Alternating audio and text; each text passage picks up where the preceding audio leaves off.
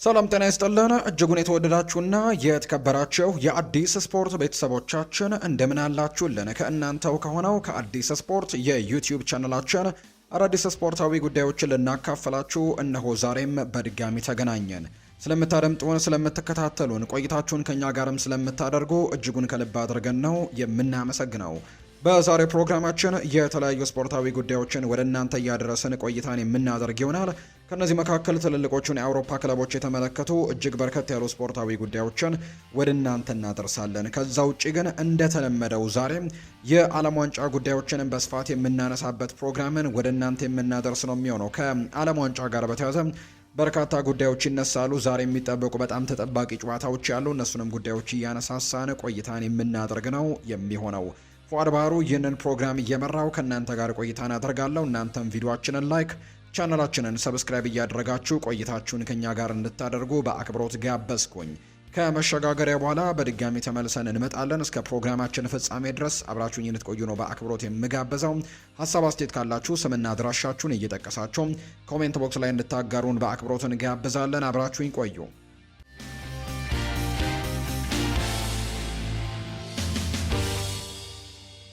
የዓለም ዋንጫ ጉዳዮችን በማስቀደም ነው የዛሬ ፕሮግራማችንን የምንጀምረው። የዓለም ዋንጫ ጨዋታዎች ዛሬም ቀጥለው ይደረጋሉ። ትላንትና በሁለት መርሃ ግብሮች ቀጥለው እንደተደረጉ የሚታወስ ነው። ሁለቱ አዘጋጅ ሀገራት ትላንትና ጨዋታቸውን አድርገዋል። ካናዳ እንዲሁ ከቦስኒያና ሄርዞጎቪና ጋር ጨዋታውን አድርጋለች። ከዛ ውጭ ግን አሜሪካም ሌሊት ላይ በተደረገ ጨዋታ ፓራጓይን በሰፊ የጎል ልዩነት ማሸነፏን እናስታውሳለን። የማውሪዚዮ ፖቼቲኖ ቡድን ዛሬም ጨዋታዎቹ ቀጥለው የሚደረጉ ይሆናሉ።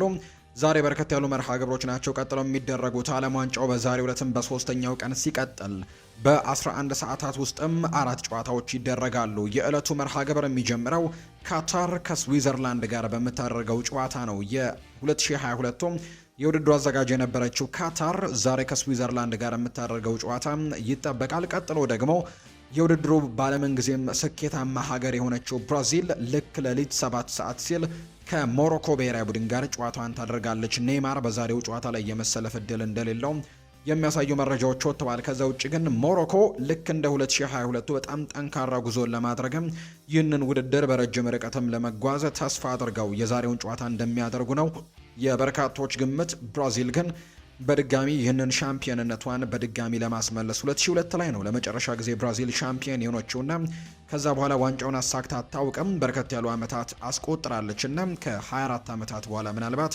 ያንን ነገር ለማሳካት በካርሎ አንቸሎቲ እየተመራች ዛሬ መጀመሪያ የምድብ ጨዋታዋን የምታደርግ ነው የሚሆነው። ባለፈው የዓለም ዋንጫ ውድድር የግማሽ ፍጻሜ ተፋላሚ የነበረችው ሞሮኮ አሁንም ጥሩ የተባለ ስብስብ እንዳላት ነው በርካቶች የሚያነሱት።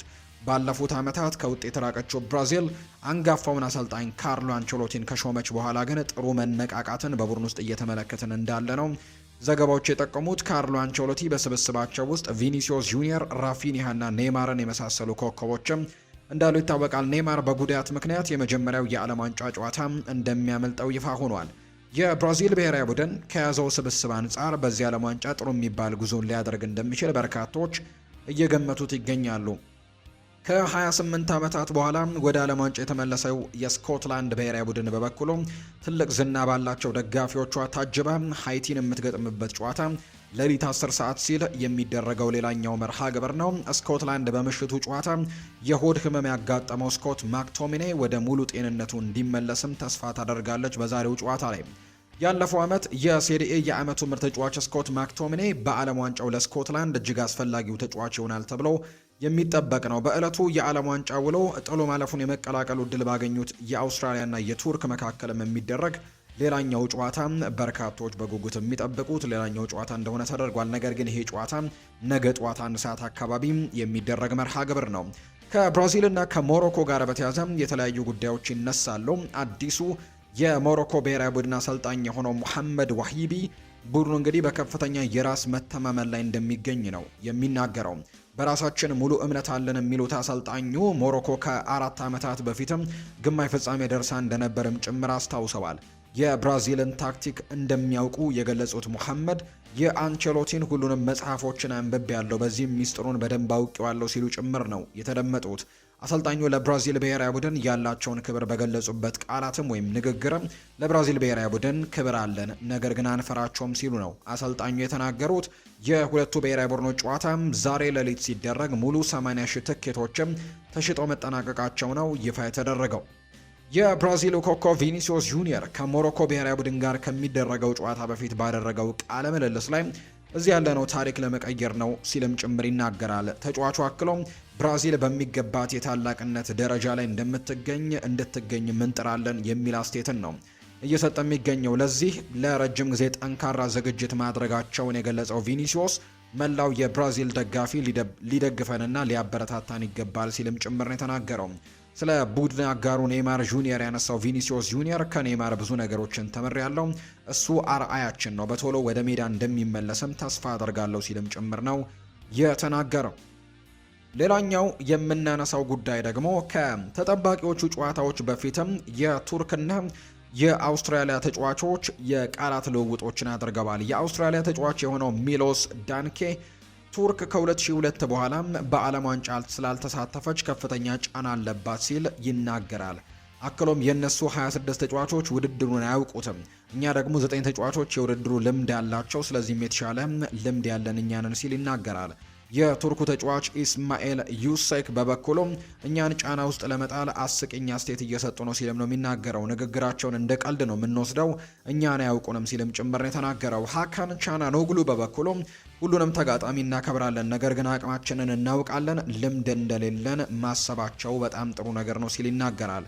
እኛን አናውቃቸውም፣ እነሱ ግን ያውቁናል፣ ማንንም አሳንሰን አንመለከትም፣ ነገር ግን ክልማችን ትልቅ ነው ሲል ነው የተናገረው። የኢንተር ሚላኑ የአማካይ ስፍራ ተጫዋች የሆነው ሃካን ቻናኖግሉ ነው ይህንን ሀሳብ እየሰጠ እንደሚገኝ የመረጃ ምንጮቹ ይፋ ያደረጉት።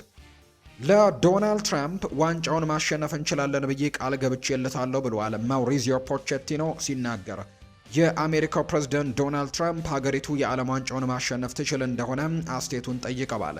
የብሔራዊ ቡድኑ አሰልጣኝ ማውሪዚዮ ፖቼቲኖ ትራምፕ ዓለም ዋንጫን ማሸነፍ እንችላለን ወይ ብሎ ጠይቆኛል ሲልም ይናገራል። እኔም አዎ እንችላለን ብዬ አረጋግጬለታለሁ ሲል ነው ማውሪዚዮ ፖቼቲኖ የሚናገረው። አሜሪካ በመክፈቻው ጨዋታ ፓራጓይን 4-1 በሆነ ሰፊ ውጤት ማሸነፏን የምናስታውሰው ነው። አጀማመሯንም በትልቁ በስኬት እንዳደረገችም ጭምር ተመልክተናል። በቀጣይ ጨዋታዎች እንግዲህ የምታመጣው ውጤት ወይም ደግሞ የሚያመጡት ውጤትም በርካቶች በጉጉት የሚጠብቁት ይሆናል ተብሎ ነው የሚጠበቀው። እንግሊዝ ዝርፊያ እንደተፈጸመባት ተገልጿል። በአሰልጣኝ ቶማስ ቱሄል የሚመራው የእንግሊዝ ብሔራዊ ቡድን ሙከራ እንደተደረገበት የዝርፊያ የሀገሪቱ መገናኛ ብዙሃን አስነብበዋል። ቡድኑ በተደረገበት ዝርፊያ የተጫዋቾች ጫማ፣ የልምምድ እቃዎች፣ የአሰልጣኝ ቡድን አባላት እቃዎች፣ ይፋዊ የውድድሩ ኳሶች፣ የጨዋታ ቀን ልብሶች በዝርፊያው ከመኪና ላይ እንደተወሰደባቸው ነው የተነገረው። የእንግሊዝ ብሔራዊ ቡድን ጉዳዩን አስመልክቶ ከሚመለከታቸው የፖሊስ አካላት ጋርም እየሰራ እንደሚገኝ ነው የተነገረው። ጉዳዩ የሚመለከታቸው የካንሳስ ፖሊስም በበኩሉ 2 ግለሰቦችን ጠርጥሮ ምርመራ እያካሄደ እንደሚገኝ ጭምር ይፋ ተደርጓል። ጂያኒ ኢንፋንቲኖ ቅሬታ ቀርቦባቸዋል። የፊፋው ፕሬዝዳንት ጂያኒ ኢንፋንቲኖ ስለ ጣሊያን በሰጡት አስተያየት ምክንያት ተቃውሞ ገጥማቸዋል። ፕሬዝዳንት ጂያኒ ኢንፋንቲኖ የዓለም ዋንጫ ተሳታፊ ሀገራትን ቁጥር ወደ 64 ለማሳደግ ስላላቸው ሀሳብ ተጠይቀው ነበር። ጂያኒ ኢንፋንቲኖ በምላሻቸው እየተወያየንበት ነው፣ ምናልባት ጣሊያን ያን ጊዜ ታልፍ ይሆናል ሲሉ ነው የገለጹት። አክለውም ምናልባት ጣሊያን ያንን እንድታሳካም 208ም ልንደርስ እንችል ነበር ያሉት እንግዲህ ጂያኒ ኢንፋንቲኖ ናቸውና ይሄ በጣም ጣሊያንን አስቆጥቷል። የጣሊያን ስፖርት ሚኒስትር አንድሪያ አቦዲ በበኩላቸው የኢንፋንቲኖ ቀልድም ግራ ጋብቶናል፣ ችላ አልለውም ሲሉም ጭምር የተናገሩት። አያይዞም ማብራሪያ ለመጠየቅ የፕሬዝዳንት ጂያኒ ኢንፋንቲኖ እጅ ስልክ ላይ እደውላለሁ ሲሉ ጭምር ነው የተናገሩት። የጣሊያኑ የስፖርት ሚኒስትር የሆኑት አንድሪያ አቦዲ ናቸው ይህንን ሀሳብ እየተናገሩ እንደሚገኝ ዘገባዎች የጠቀሙት። ማንቸስተር ዩናይትድን የተመለከቱ መረጃዎችን ደግሞ ወደ እናንተ እናድርስ ውድ ቤተሰቦቻችን። ማንቸስተር ዩናይትድ ከሊቨርፑል ትልቅ ፉክክር ሊጠብቀው እንደሚችል የሚያሳዩ መረጃዎች ይፋ እየተደረጉ ይገኛሉ። ማንቸስተር ዩናይትድ ደቡብ ኮሪያዊውን ተከላካይ ኪም ሚንጃይን ነው ከባየር ሚኒክ ለማስፈረም በዚህኛው ክረምት ሙከራዎችን እንደሚያደርግ እየተነገረ የሚገኘው። በተለይ የማታያስ ደሊትና የሊሳንድሮ ማርቲኔስ ተደጋጋሚ ጉዳት በመሀል ተከላካይ ላይ አማራጮችን እንዲፈልጉ ሊያደርጋቸው ይችላል። ከነዚህ መካከል ደቡብ ኮሪያዊው ተከላካይ ኪም ሚንጃይ አንደኛው እንደሚሆን ይፋ ተደርጓል። ኪም ሚንጃይን ለማስፈረም ግን ሙከራን የሚያደርገው ማንቸስተር ዩናይትድ ብቻ እንዳልሆነና ሊቨርፑልም በዚህ ጉዳይ ላይ እንዳለበት የሚያሳዩ መረጃዎች ይፋ እየተደረጉ ይገኛሉ። ተጫዋቹ በዚህኛው ክረምት ከባየር ሚኒክ ጋርም የመለየት ፍላጎት እንዳለው የታወቀ ሲሆን ሊቨርፑል በበኩሉ ተጫዋቹን ለማስፈረም ፍላጎት ማሳየቱን ነው የጀርመን ሚዲያዎች እየዘገቡ እንደሚገኝ የተገለጸው። ማንቸስተር ዩናይትዶች ኪም ሚንጃይን ከ3 ዓመታት በፊትም ጭምር ለማስፈረም ታላቅ እርምጃ ላይ እንደነበሩ የሚታወስ ጉዳይ ነው። በተለይ በአሰልጣኝ ኤሪክ ቴን ሃግ ስር ይህ ተጫዋችን ለማምጣትም ጥረቶችን ያደረጉበት ሙከራዎችን ያደረጉበት ጊዜ እንደነበር የምናስታውሰው ጉዳይ ነው። ማንቸስተር ዩናይትድ ዋነኛ ኢላማቸው የነበረው ኤሊዮት አንደርሰንን ማጣት ካጋጠማቸው በኋላም በዚህ ክረምት ሌሎች 2 አማካዮችን ከ100 ሚሊዮን ፓውንድ በላይ ለማውጣት ተዘጋጅተዋል ተብሏል። ዩናይትድ ሊሳኩ የሚችሉ የ3 ተጫዋቾች ስም ዝርዝርን በእጃቸው ላይ ይዘዋል። አንደኛው ካርሎስ ባሌባ ነው። ክለቡን ለመልቀቅ ፍላጎት እንዳለው ይነገራል። በተለይ የኮንትራቱ የመጨረሻዎቹ 2 ዓመታት ላይ ነው የሚገኘውና የተጫዋችም የመልቀቅ ዕድሉ በጣም ሰፊ ይሆናል ተብሎ ይታሰባል። ሌላኛው ስኮትም ደግሞ አሌክስ ስኮትም እንዲሁ ትልቅ ፍላጎት እንዳለው ይነገራል ማንቸስተር ዩናይትድ በዚህ ተጫዋች ላይ። ከዛ ውጪ ማቲዮስ ፈርናንዴስ ዌስትሃም ከፕሪሚየር ሊጉ ከወረደ በኋላ የክለቡ ውድ ንብረት እንደሆነም ጭምር እየተነገረ ነው። ዩናይትድ አስቀድሞ ከአታላንታ ጋር ለኤደርሰን የ35 ሚሊዮን ፓውንድ ስምምነት ላይ መድረሱን እናስታውሳለን። ቢያንስ ግን አንድ ተጨማሪ ተጫዋች ቢያንስ ማለት ነው አንድ ተጨማሪ በአማካይ ስፍራ ላይ የሚጫወት ተጫዋች ያመጣሉ። ከዛ ካልሆነ ግን 2 ተጫዋቾችን ለማምጣት ጥረቶችን የሚያደርጉበት የዝውውር መስኮት ይሆናል ተብሎ እየተጠበቀ ይገኛል። በቡድን ውስጥ እየታገለ የሚገኘው ማኑኤል ኡጋርቴን የሚሸጡ ከሆነ 3ኛ አማካይም ሊያስፈርሙ ይችላሉ ተብሏል። ሆኖም ግን አሰልጣኝ ማይክል ካሪክ ከተጫዋቹን በትዕግስት የመያዝ አካሄድን በመጠቀም በቡድን ውስጥም ለመቆየት ዝግጁ ናቸው ተብሏል። የዝውውር ክፍያዎቹ የፋይናንስ በጀትን ጠብቆ ለመጓዝ እንዲቻለም በተከፋፈለ ክፍያ ሊፈጸሙ የሚችሉበት እድሉ እንዳለ ነው ሳሙኤል ሉሃረስት የመረጃ ምንጭ ይፋ ያደረገው።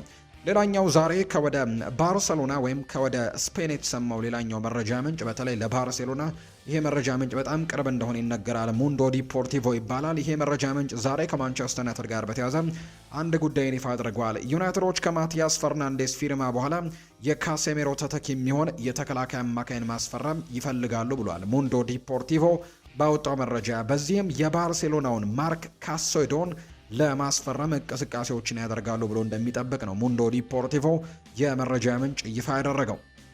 ማንቸስተር ዩናይትድ፣ ማንቸስተር ሲቲ እና ባየር ሚኒክ ጃራድ ብሬዝቫይትን በቅርበት እየተከታተሉት ይገኛሉ። ነገር ግን ማንኛውም ዝውውር የሚወሰነው ግን ተጫዋቾች ከክለባቸው ጋር በሚያደርጉት ስንብት ላይ እንደሆነ ይፋ ተደርጓል። ኤቨርተን ለተጫዋቹ ከ70 ሚሊዮን ፓውንድ በላይ እንደሚፈልግም ነው የተነገረው።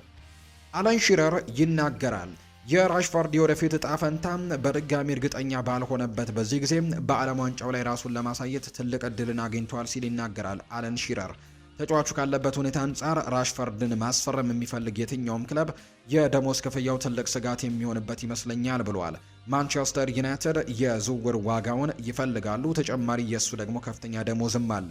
ስለዚህም ተጫዋቹን ለመውሰድ የሚፈልግ የትኛውም አካል ሊሰሩ የሚገባቸው ብዙ የቤት ስራዎችም ያሉበት ይመስለኛል ሲል ነው አለን ሺረር ሐሳቡን እየሰጠ የሚገኘው።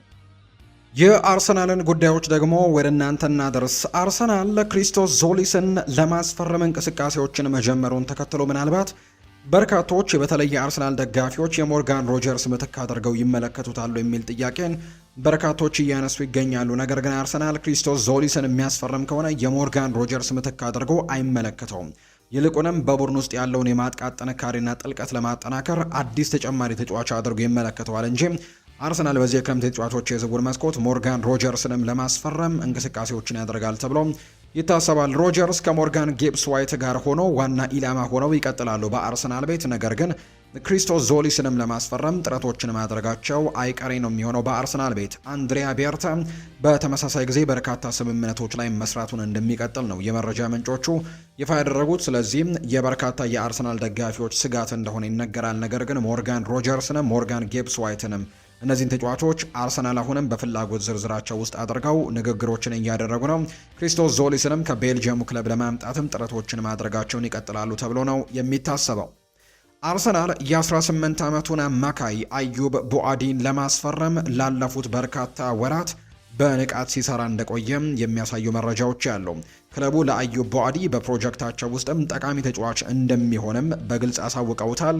ተጫዋቹም ወደ አርሰናል የመቀላቀል እድሉ በአዎንታዊ መልኩ እያየው እንዳለ ነው የመረጃ ምንጩ ይፋ ያደረገው። ሊል ለአዩብ ቡአዲ 70 ሚሊዮን ዩሮ አካባቢ ይጠይቃል ተብሎ ይታሰባል። ሆኖም ግን አርሰናል ከክለቡ ፕሬዝዳንት ኦሊቪየር ሉታንግ ጋርም ያለው ጥሩ ግንኙነት ድርድሩን ሊያቀላጥፍ እንደሚችል የሚያሳዩ ነገሮች ይፋ ሆነዋል። በተጨማሪም ከተጫዋቹ ፈላጊዎች አንደኛው የሆነው ፓሪስ ሳን ዠርሜን ከአርሰናል በተለየ በተመሳሳይ ሊግ ውስጥም ቀጥተኛ ተፎካካሪ መሆኑ ሊልን በውሳኔው ላይ ተጽዕኖ ሊያሳድር ይችላል ብለው በርካቶች እየገመቱ ነው።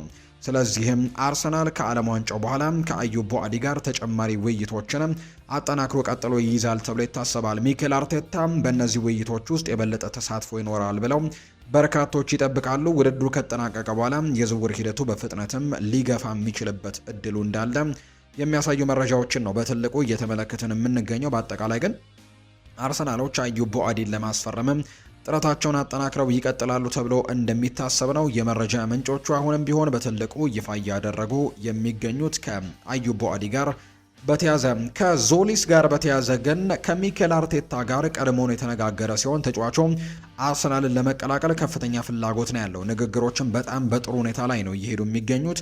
ዝውውሩ የመሳካት እድሉ በጣም ከፍተኛ እንደሆነ የሚያሳዩ መረጃዎች ያሉ። ስለዚህም ይህንን ተጫዋች ለማስፈረም ትልቅ ጥረቶች ይደረጋሉ ተብሎ ይታሰባል። ቶማስ ሙለር ስለ ካይ ሃቨርትስ ይናገራል። ለኔ እሱን በሌላ ቦታ መጫወት የምቀበለው ነገር አይደለም። ምክንያቱም ለኔ ካይ ሃቨርትስ የዚህ ቡድን መሰረት የሆነ ተጫዋች ነው። 9 ቁጥር እንዲሆን ተወስኗል። እናም በተቻለ እያንዳንዱን ደቂቃ መጫወት አለበት ለጀርመን ብሔራዊ ቡድን፣ በተለይም ከትልልቅ ቡድኖች ጋር። ምክንያቱም ከትንሽ ቡድኖች ይልቅ እንዲህ ባሉት ላይ ተጽዕኖ ከፍ ያለ ነው።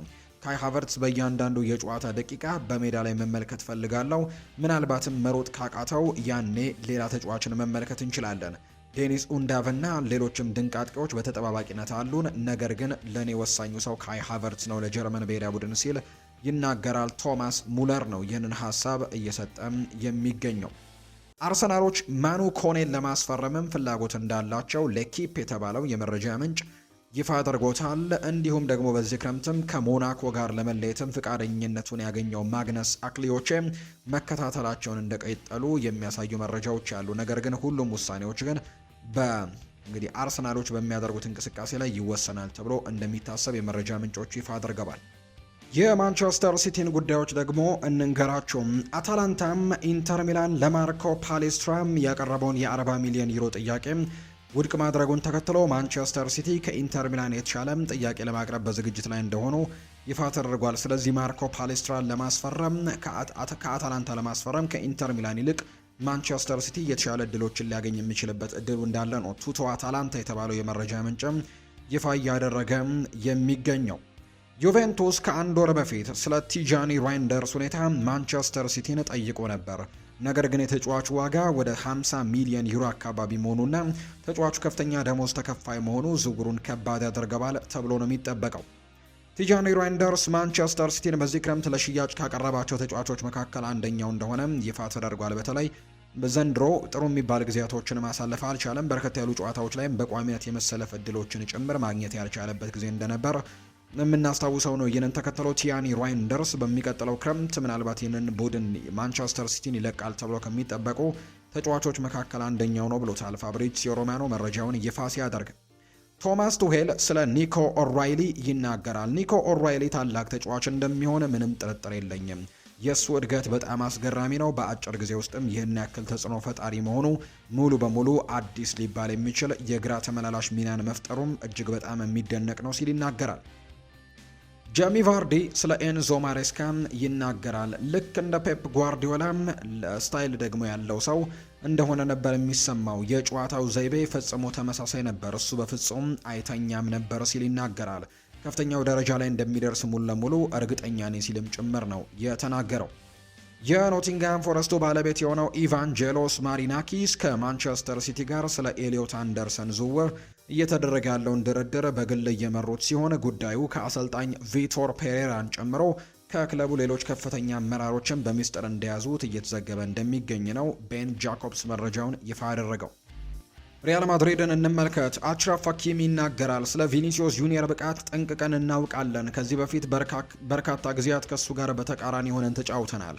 እሱ ምርጥ ተጫዋች እንደሆነ እናውቃለን ብሏል። ቪኒ ጁኒየር እና ሌሎች የብራዚል ተጫዋቾችን ለማስቆም በጋራናም ግልጽ በሆነ እቅድም መከላከል ይኖርብናል ሲል ነው አችራፍ ሀኪሚ የሚናገረው። ቪኒ ጁኒየርም እንዲሁ ይናገራል። በካርሎ አንቸሎቲ ስር መጫወት ትልቅ ሰላምና መረጋጋትን ይሰጠኛል ብሏል። ለብሔራዊ ቡድኑም ሆነ ለሪያል ማድሪድ ያደረኳቸውን ነገሮችም ሁሉ በነፃነት እንዳደርግም ከፍተኛ ነፃነትና በራስ መተማመንም ሰጥቶኝ ያደረኩት ሲል ነው የተናገረው። ጆዜ ሞሪኒዮ ብራሂም ዲያዝን በስብስብ ውስጥ እንደ 14ተኛ ወይም 15ተኛ ተጫዋች ነው የሚመለከቱት። ሞሪኒዮ ሌሎች አዳዲስ ተጫዋቾችን ለማስፈረም የሚያስችል የፋይናንስ ደግሞ አቅምን የሚፈጠር ከሆነ ብራሂም ዲያዝን ለመሸጥም ፈቃደኛ እንደሆኑ የሚያሳዩ መረጃዎች ናቸው የወጡት። ጆዜ ሞሪኒዮ ለቀጣዩ የውድድር ዘመን በራኡል አሴንሲዮ ላይ እምነት ጥለው አልተነሱም። ነገሩ በሳቸው እጅ ቢሆን ኖሮ ተጫዋቹ በሚቀጥለው የውድድር ዘመን በሪያል ማድሪድ ቤት ይቆያል ተብሎ አይጠበቅም ነበር። ነገር ግን ሁሉ ነገር መወሰን ስለማይችሉ ክለቡ ላይ ሊቆይ የሚችልበት እድሉ አለው እንጂ በዚህ ተጫዋች ግን እምነት እንደሌላቸው ነው የተነገረው። ጆዜ ሞሪኒዮ አልቫሮ ካሬራስን በተመለከተ ከአርቤልዋ በጣም መጥፎ ሪፖርቶች ስለደረሷቸው ሪያል ማድሪድ የግራ መስመር እንዲያስፈርምላቸው ጠይቀዋል። እሳቸው አሁን ባሉት የሪያል ማድሪድ የግራ መስመር ተከላካዮች ሙሉ በሙሉ ሊተማመኑ እንዳልቻሉ ጭምር ነው ይፋ የተደረገው። 8 ጨዋታዎች ከፊታችን አሉ ብሏል ቪኒሲዮስ ጁኒየር ሲናገር። እኔም ይህንን ታሪክ ለሀገራችንና ለተጫዋቾቹ መለወጥ እችላለሁ። እየተናገርኩ ያለሁት ስለ ግቦች ወይም ደግሞ ለግብ የሚሆኑ ኳሶችን ስለማመቻቸት ብቻ አይደለም። ከዛ ይልቅ በጥሩ ሁኔታ ስለመጫወትና ለቡድኑ በራስ መተማመንም ስለመስጠት ነው። ስንት ግብ አስቆጥራለሁ የሚለው ምንም ለውጥ አያመጣም። ዋናው ነገር በዚህ ውድድር ላይ ምን ያክል ርቀት እንደምንጓዝ ማሰብ ብቻ ነው ሲል ቪኒሲዮስ ጁኒየር ይናገራል። ይህ በእኔ የእግር ኳስ ሕይወት ውስጥም በጣም ልዩና አስፈላጊው ምዕራፍ ነው። ሁልጊዜም ወደምመኘው አካላዊና ጥበባዊ ደረጃ ላይም እደርሳለሁ። በዚህ የውድድር ዓመትም ምንም አይነት ጉዳት አልደረሰበኝም። እዚህ ደረጃ ላይ ደግሞ ለመድረስም ራሴን በሚገባ አዘጋጃለሁ ሲልም ነው ቪኒሲዮስ ጁኒየር የተናገረው። የሞሮኮ ብሔራዊ ቡድን የአፍሪካ ብራዚል ተብሎ ለመጠራትም ሙሉ መብት አለው። የሞሮኮ ብሔራዊ ቡድን በእግር ኳስ ዓለም ውስጥም እንዲሁ ትልቅ የሚባል እድገትን አሳይቷል። የሞሮኮን ብሔራዊ ቡድን ጥንካሬም ሁሉም ሰው ያውቀዋል። በተለይም እንደ ብራሂም ዲያስ፣ አችራፍ ሀኪሚ ያሉ ድንቅ ተጫዋቾችም መያዙም ጥንካሬውን ያጎለዋል። እኛ ደግሞ ለዛሬው ጨዋታ ሙሉ በሙሉ ዝግጁ ነን፣ ምን እንደሚጠብቀንም በሚገባ እናውቃለን ሲልም ጭምር ነው የተናገረው ሀሳቡን ሲሰጥ። የተወደዳችሁና የተከበራችሁ ቤተሰቦቻችን ለዛሬ ያዝንላችሁ አዳዲስ ስፖርታዊ ጉዳዮቻችን እነዚህን ይመስላሉ። ስላደመጣችሁን፣ ስለተከታተላችሁን፣ ቆይታችሁን ከኛ ጋርም ስላደረጋችሁ እጅጉን ከልብ አድርገን ነው የምናመሰግነው። ፉአድ ባህሩ የዛሬውን ፕሮግራም እየመራው ከእናንተ ጋር ቆይታን አድርግ ያለው። በቀጣይ ፕሮግራሞቻችን ሌሎች ስፖርታዊ ጉዳዮችን፣ ሌሎች አዳዲስ መረጃዎችን አካተን በድጋሚ ተመልሰን የምንገናኝ ይሆናል። ለዛሬ ግን ስላደመጣችሁኝ፣ ስለተከታተላችሁኝ ከኛ ጋርም ስለነበራችሁ ከልብ አድርጌ ያመሰገንኩኝ። መልካም ጊዜ፣ መልካም ደግሞ ምሽት እንዲሆንላችሁ ነው በአክብሮት የምመኘው። ክብሮት